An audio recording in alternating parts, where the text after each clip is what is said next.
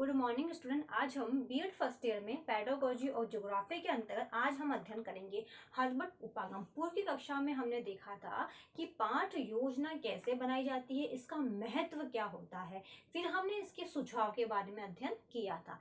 आज हम देखेंगे कि हर्बट उपागम। सबसे पहले हम देखते हैं कि पाठ योजना किस प्रकार बनाई जाती है। इस प्रश्न का उत्तर विभिन्न विद्वानों ने दिया है। जब पाठ योजना के अंतर्गत जो कुछ विधियां प्रस्तुत की जाती है उसे उपागम कहा जाता है। और उपागम कहा जाता है जिसके अंतर्गत जो हमारा पहला उपागम है वह है हर्बट उपागम। इसके अंतर्गत हम देखते हैं कि जो हर्बट उपागम है वह सबसे पुराना उपागम है। हर्बट उपागम यह क्या है? सबसे पुराना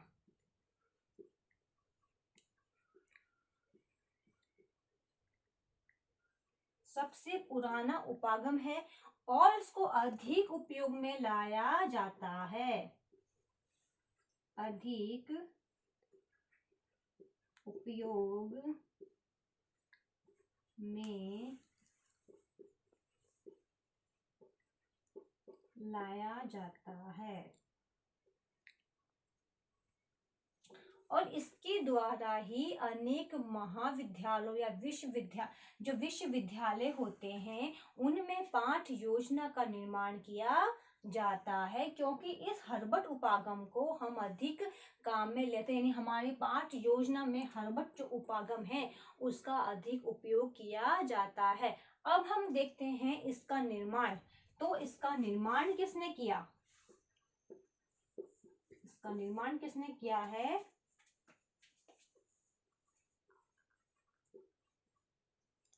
हर्बट ने इसका निर्माण किया है, इसलिए इसका नाम क्या पड़ गया? हर्बट उपागम। इसका नाम अब देखते हैं कि इसका नाम क्या पड़ गया है? हर्बट उपागम, क्योंकि इसका निर्माण किसने किया था? हर्बट ने किया था, तो उसका नाम भी हर्बट उपागम हो गया। अब जो हर्बट उपागम है इसने भी पाठ योजना के अंतर्गत अपने कुछ सोपान दिए हैं जिसके द्वारा हम पाठ योजना का निर्माण करते हैं। अब हम इसके दिखते हैं सोपान।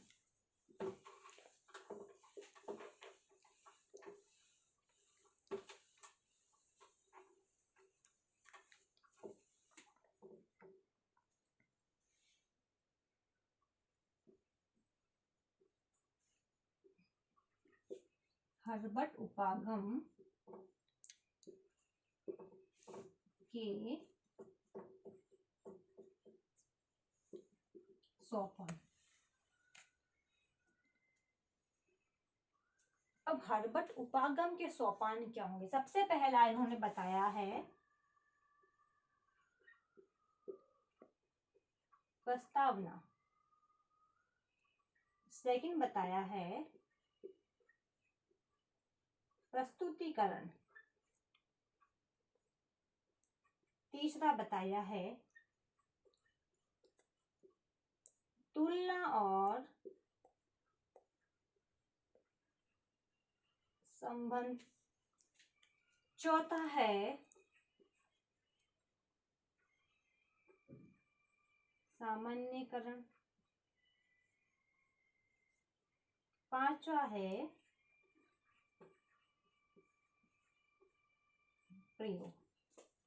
अब जो हर्बट उपागम है, इन्होंने जो स्टेप बताए हैं वह कौन कौन से हैं? पहला, प्रस्तावना किस प्रकार हमें करनी है, प्रस्तुतिकरण किस प्रकार करना है, उसमें तुलना संबंध किस प्रकार करना है, हमें सामान्यीकरण किस प्रकार करना है, उसका उपयोग किस प्रकार करना है।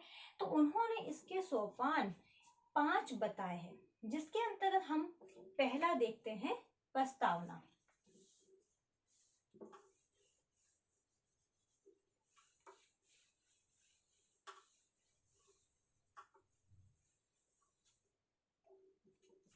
अब हम देखते हैं प्रस्तावना। अब प्रस्तावना के अंतर्गत जो अध्यापक होता है वह छात्रों के पूर्व ज्ञान को देखता है।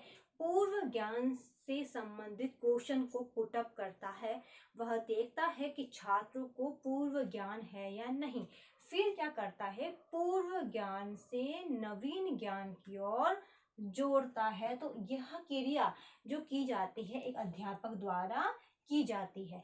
और जो ये प्रश्न होते हैं वे सभी उसके जीवन से संबंधित होते हैं, ताकि जो छात्र है उन प्रश्नों का उत्तर दे सके। और प्रश्न बिल्कुल सरल इसके अंतर्गत पूछे जाते हैं। इसके साथ साथ एक अध्यापक अपने विषय वस्तु को इस प्रकार तैयार करता है कि वातावरण में जब पूछा जाता है तो सभी बच्चे सक्रिय होकर उसका आंसर देने लगते हैं। इसके अंतर्गत जो एक अध्यापक होता है वह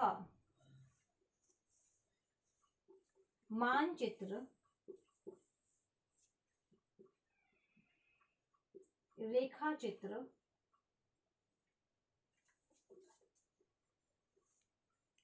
नमूने, मॉडल,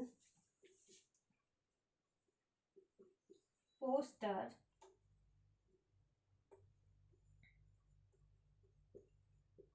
सहायक सामग्री का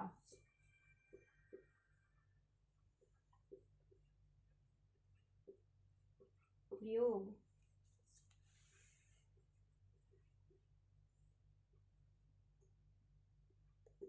करता है। तो एक अध्यापक प्रस्तावना के अंतर्गत क्या करेगा, इन मानचित्र का, रेखा चित्र का, नमूने का, मॉडल का आदि सहायक सामग्री का उपयोग करके छात्रों के सामने क्वेश्चन को पूछता है। जिसके अंतर्गत हम देखते हैं कि जब एक अध्यापक द्वारा प्रश्न पूछे जाते हैं तो कक्षा का वातावरण सजीव बनने लग जाता है। और दूसरी ओर छात्र शिक्षण अधिगम प्रक्रिया में रुचि बढ़ने लगती है, जिसका प्रभाव सीखने की क्रिया पर पड़ता है। अगर हम प्रस्तावना के अंतर्गत क्वेश्चंस अच्छे पुटअप नहीं करते तो छात्र द्वारा उस प्रश्नों का उत्तर हमारे सामने नहीं आ पाता है। इसलिए अध्यापक को विषय सामग्री के साथ साथ हमारे जो भी हम क्वेश्चंस कर रहे हैं उस सामग्री को जाके दिखा के हमें क्वेश्चन पुटअप करने चाहिए। अगर हमें लगता है कि हमारे टीचिंग एड से क्वेश्चन निकल के नहीं आ रहे हैं तो हम कोई भी वस्तु चीज को दिखाकर या उससे संबंधित सरल क्वेश्चन को उठाकर हम उसके दैनिक जीवन से प्रश्न उठाकर भी हम छात्रों को करने लग जाते हैं, जिससे जो छात्र होते हैं सक्रिय होकर उस क्वेश्चन का आंसर देने में समर्थ हो जाते हैं।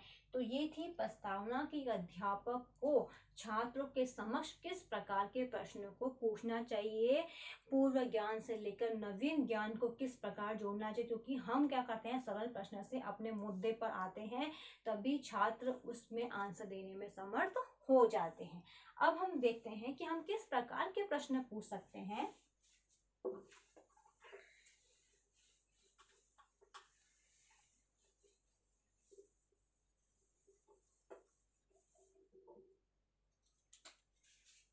जैसे हम मानचित्र के अंतर बता सकते हैं कि मानचित्र में भूमध्य रेखा कहाँ है। ठीक है, तो हम मानचित्र ले जाके छात्रों को क्वेश्चन पूछ सकते हैं। फिर सेकंड है हमारा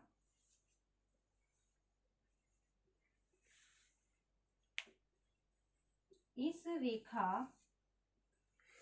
के दोनों ओर क्या दिखाई देता है। या हम पूछ सकते हैं ये नीले रंग से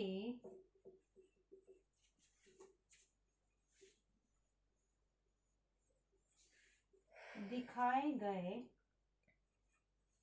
प्रदेश भूमध्य रेखा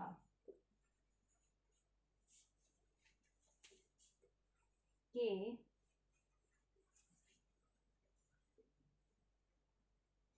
उत्तर में कितने अक्षांश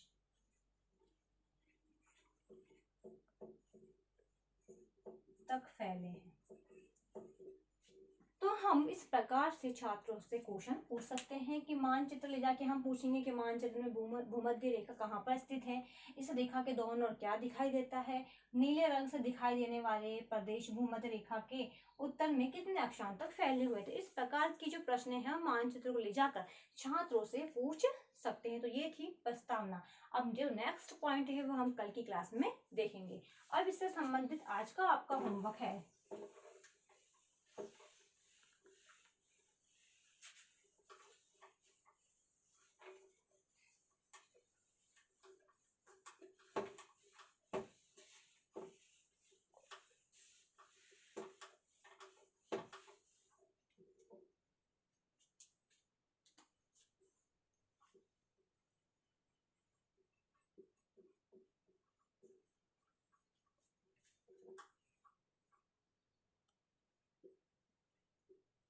हर्बट